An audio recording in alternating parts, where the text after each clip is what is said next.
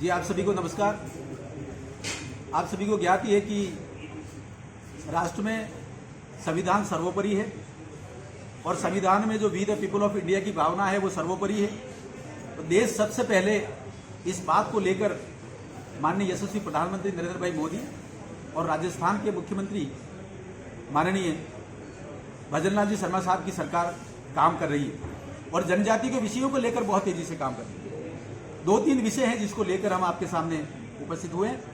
पहला विषय, अनुसूचित जनजातियों का जो आरक्षण है वो अखिल हिंदू समाज ने, अखिल भारतीय समाज ने इस बात को लिए दिया है कि जो संस्कृति, विशिष्ट प्रकार की संस्कृति है वो एक तो आधार रहे, दूसरा सकल हिंदू समाज का अभिन्न अंग जनजाति समाज है, इसका विकास भी होना चाहिए। इसलिए आरक्षण और संरक्षण की नीति को संविधान में शामिल किया और संविधान के पैरामीटर महत्वपूर्ण हैं और पैरामीटर में आप देखेंगे तो अनुसूचित जातियां और अनुसूचित जनजातियां 2 महत्वपूर्ण श्रेणियां हैं। लेकिन 1950 में जब बाबा साहब आम्बेडकर थे तब अनुसूचित जातियों की परिभाषा को लेकर राष्ट्रपति जी का नोटिफिकेशन जारी हुआ। उसमें यह कहा गया कि जो हिंदू समाज का व्यक्ति है वही अनुसूचित जाति कहलाएगा। लेकिन अनुसूचित जनजातियों की जब नोटिफिकेशन जारी हुआ तो ये गायब था। इसका अर्थ ये हुआ तत्कालीन सरकार ने अनुसूचित जनजातियों के साथ में एक बहुत बड़ा खेला कर दिया और जो धर्मांतरित लोग हैं, जो आदिवासियत को छोड़कर, आदिदेव महादेव की संस्कृति को छोड़कर जो ईसाई और इस्लाम मजहब में चले गए, रिलीजन में चले गए, वे वास्तव में अनुसूचित जनजातियों के लिए पात्र नहीं होने चाहिए थे, लेकिन रख लिए।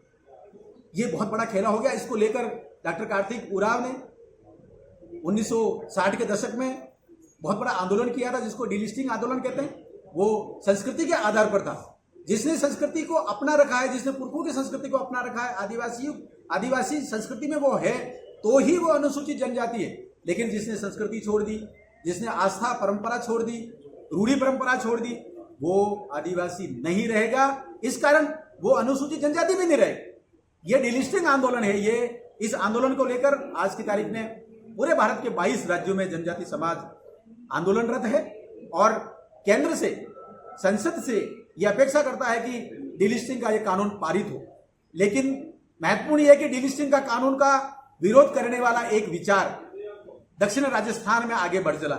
वो विचार कुछ और नहीं है, वो धर्मांतरित लोगों की राजनीति करता है। वो केवल 5% जो धर्मांतरित हो गए उनकी राजनीति करता है। कुछ इसमें क्रिप्टो क्रिश्चियन टाइप के भी लोग हैं जो भोले भाले युवाओं में भ्रामक दुष्प्रचार कर रहा है। वास्तव में